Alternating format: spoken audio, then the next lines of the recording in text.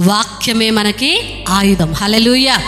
వాక్యము, నా దేవుడు పరిశుద్ధుడై ఉన్నాడు కనుక మీరును పరిశుద్ధులై ఉండమని దేవుని వాక్యం చెప్తా ఉన్నది. హల్లెలూయా. బైబిల్ గ్రంథంలో దేవుడు ఎక్కడ కూడా తప్పు చేయలేదు. ఆయన మనుషులు తప్పు చేశారు కానీ దేవుడు ఎక్కడ కూడా తప్పు చేయలేదు. కనుక నా దేవుడు పరిశుద్ధుడు, నేను పరిశుద్ధుడై ఉన్న ప్రకారం మీరును పరిశుద్ధులై ఉండమని సవాలు విసిరిన దేవుడు మన దేవుడు. హల్లెలూయా. దేవునికే మహిమ కలుగునుగాక.